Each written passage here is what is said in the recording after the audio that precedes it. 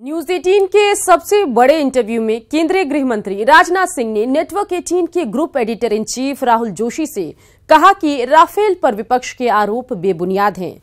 राजनाथ सिंह ने कहा, यूपीए सरकार ने राफेल डील को लटकाए रखा और जब मोदी सरकार ने इस डील को फाइनल किया है तो इसका स्वागत होना चाहिए। ऑपोजिशन पार्टी जो है इस सरकार को एक और अहम मुद्दे पर घेरना चाह रही है, वो है राफेल का मुद्दा।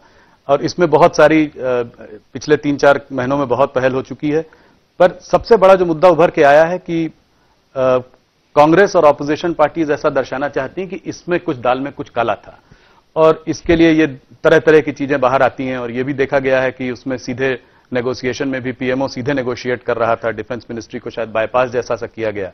तो आप मानते हैं ये सही है, ऐसा होना चाहिए? मैंने कैसे ये बात कहां से निकल कर आई कि केवल वो नोटिंग जो फाइल में नोटिंग्स थी जो नहीं, यह तो उनका केवल आरोप है ना। यह आरोप तो पूरी तरह से बेबुनियाद है, निराधार है। पिछले 30 वर्षों से आप समझिए एक बिल्कुल सेकंड जनरेशन जो फाइटर प्लेन्स परचेज किए जाने चाहिए थे, आवश्यक जो था भारत के लिए, इस काम को तो यूपीए ने किया नहीं। पहली बार हमारी सरकार ने चटपट इतना बड़ा फैसला किया है, इसके लिए तो हमारी सरकार का स्वागत किया जाना चाहिए। दोषी तो वे लोग हैं जिन्होंने कि उसकी फोटो स्टेट कराने की इधर उधर से कोशिश की। फाइल लीक हो गई, और ऑटो स्टेट कॉपी लीक हो गई, आपने कहीं से लीक हुई है, तो ऐसे लोगों के खिलाफ जो कार्रवाई की जानी चाहिए,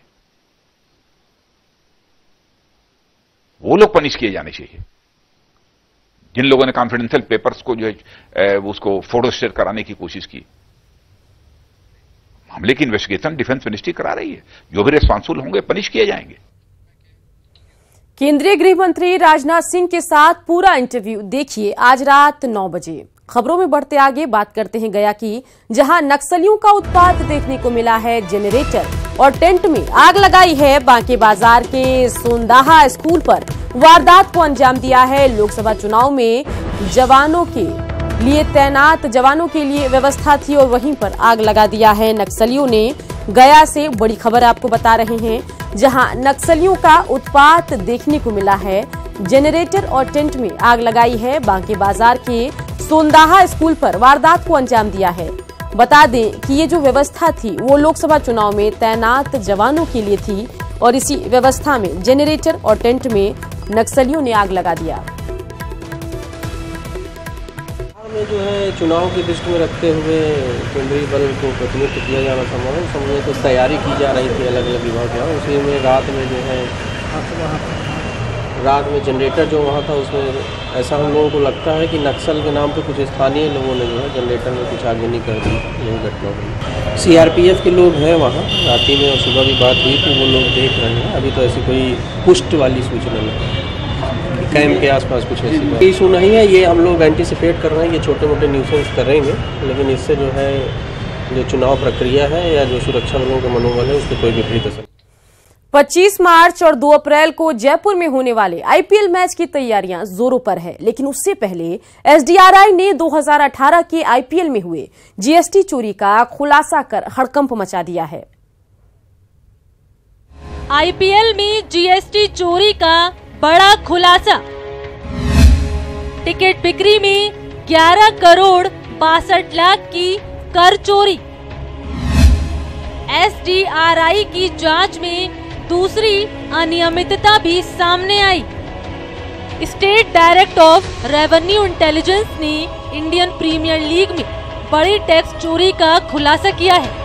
मामला 2018 के आईपीएल के दौरान जयपुर में खेले गए मैच का है। कहानी ये है कि साल 2018 में जयपुर में खेले गए आईपीएल मैच के लिए बड़ी संख्या में कॉम्प्लीमेंट्री टिकट बांटे गए थे, लेकिन इन टिकटों में 28% के हिसाब से लगने वाले जीएसटी की चोरी कर सरकार को 11 करोड़ 62 लाख रुपए का चूना लगाया गया।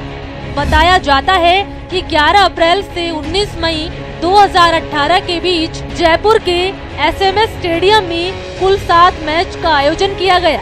इन मैच के दौरान ज्यादातर टिकट तो ऑनलाइन बेचे गए, साथ ही 65,207 टिकट कॉम्प्लीमेंट्री बांटे गए। अलग अलग क्लास के टिकटों की कीमत 500 रुपए से 15,000 तक थी और जीएसटी चोरी का पूरा खेल इन टिकटों में ही किया गया। मामला सामने आने पर एसडीआरआई ने मुंबई स्थित messrs royal multi sports private limited को समन जारी किया और टिकट वितरण का विवरण मांगा। कंपनी के विवरण की जांच के बाद ये खुलासा हुआ कि पूरे मामले में 11 करोड़ 62 लाख रुपए की जीएसटी चोरी की गई है, जिसके बाद एसडीआरआई ने सीजीएसटी की धारा 71A और 71B के तहत 28% की दर से जीएसटी, जुर्माना और ब्याज राशि वसूलने का नोटिस थमाया है। सीतामढ़ी के बथनाहा में बाइक सवार 4 अपराधियों ने एक युवक को गोलियों से भून दिया। घटना खैरबी गांव के समीप NH 77 की है। दिन दहाड़े इस घटना को अंजाम देने के बाद अपराधी फायरिंग करते भाग निकले। मौके पर पहुंची पुलिस जब शव को पोस्टमार्टम के लिए सदर अस्पताल भेज रही थी, इसी दौरान आक्रोशित लोगों ने शहर के आजाद चौक के पास से शव को पुलिस कस्टडी से छीन लिया। नाराज लोगों ने शव के साथ प्रदर्शन कर रहे हैं। मृतक की शिनाख्त नगर थाना के आजाद चौक निवासी मोहम्मद नयाब के रूप में हुई है। होली के खास अवसर पर हर साल की तरह इस बार भी न्यूज 18 बिहार झारखंड की ओर से खास कार्यक्रम रंग बरसे का आयोजन किया जा रहा है। कार्यक्रम का आयोजन आज शाम 6 बजे से भारतीय नृत्य कला मंदिर परिसर में किया जाएगा। कार्यक्रम के में बिहार के राज्यपाल लालजी टंडन बतौर मुख्य अतिथि शामिल होंगे, जबकि दर्शकों को अपने खास अंदाज में होली के रंग में सराबोर करने और होली गीत के साथ जोगीरा की मस्ती में डुबाने के लिए भोजपुरी स्टार मनोज तिवारी, जाने माने लोक गायक भरत शर्मा व्यास और गायिका इंदु सोनाली के साथ गायिका संजोली पांडे भी अपनी प्रस्तुति देंगी और दर्शकों का दिल जीतेंगी। इस मौके पर बिहार सरकार के मंत्रीगण, शिक्षाविद, कई वरीय अधिकारी और बड़ी संख्या में दर्शक भी कार्यक्रम का लुत्फ उठाएंगे।